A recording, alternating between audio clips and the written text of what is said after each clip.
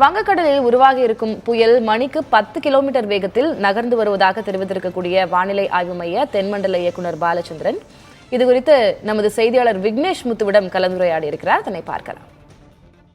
மழை சென்னையில கனமழையாக பெய்திருக்கூடிய இந்த புயல் எப்பொழுது கரையை கடக்கும்னு எல்லாரும் எதிர்பார்த்து காத்துக் கொண்டிருக்கிறார்கள். எப்பொழுது கரை கடக்கும்? இப்பொழுது நம்ம தொடர்ந்து கண்காணிச்சுட்டு இருக்கோம். வானிலை மையத்திலிருந்து ஒவ்வொரு 3 மணி நேரத்துக்கும் நாங்கள் தகவல் கொடுத்துட்டு இருக்கோம். ரேடாரிலிருந்து கண்காணிக்கப்படுகிறது, செயற்கைக்கோளிலிருந்து கண்காணிக்கப்படுகிறது, தரைநிலை காலங்களிலிருந்து தொடர்ந்து வளிமண்டல விவரங்கள்லாம் பெற்றுட்டு இருக்கோம். ப்ரெஷர் எப்படி இருக்கிறது, ஒவ்வொரு ப்ரெஷர் எப்படி இருக்கு, விண்ட் எப்படி சேஞ்ச் ஆகிட்டு இருக்கிறது, எல்லா விவரங்களும் இருக்கிறது.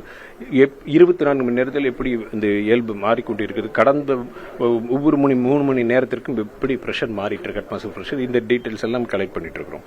இதெல்லாம் பேஸ் பண்ணி சேட்டலைட், ரேடார் எல்லாத்தையும் தொடர்ந்து கணித்து எல்லாத்தையும் பார்த்துட்டு இருக்கும்போது எல்லா விவரங்கள் இருக்கிறது. ஐவிஸ்பெட் ரெக்கார்டர் டேட்டா இருக்கு. இதெல்லாம் இது பண்ணிட்டு இருக்கும்போது இப்போ இருக்கக்கூடிய லேட்டஸ்ட் புல்லட்டின் படி இது 100 kilometre south east of Chennai, north east of, அதாவது தென்கிழக்கு ஆஃப் சென்னைக்கு தென்கிழக்கு சுமார் 100 கிலோமீட்டரும், புதுவைக்கு வடகிழக்கில் சுமார் 100 கிலோமீட்டர் தொலைவிலும் இருக்கிறது. தற்பொழுது நிலவரப்படி மணிக்கு 10 கிலோமீட்டர் வேகத்தில் நகர்ந்து கொண்டிருக்கிறது. இப்பொழுதுபடி மாலை என்று அது புதுவைக்கு அருகில் கரையை கொடுக்கும். இப்போ நேற்று இரவுல இருந்து சென்னையை பொறுத்தளவு கனமழை பெஞ்சிட்டு இருந்தது. இன்னைக்கு கிட்டத்தட்ட காலை வரைக்கும் இருந்தது. இப்போது மழை சற்று குறைந்திருக்கு. புயல் கரையை கிடக்கும் பொழுது மழை எப்படி இருக்கும்? மீண்டும் திருப்பும். அதாவது இந்த புயல் உடைய இணைந்து இருக்கக்கூடிய மேகக்கூட்டங்களோட அமைப்பை பார்க்கின்ற பொழுது ஸ்பெல்லாக தான் நமக்கு வந்துட்டு இருக்கு. ஸ்பெல் இருக்கு. நேற்று காலை என்று பார்த்து 8:30 மணிலிருந்து 8:30 மணி வரைக்கும் நம்ம எடுக்கிறோம்.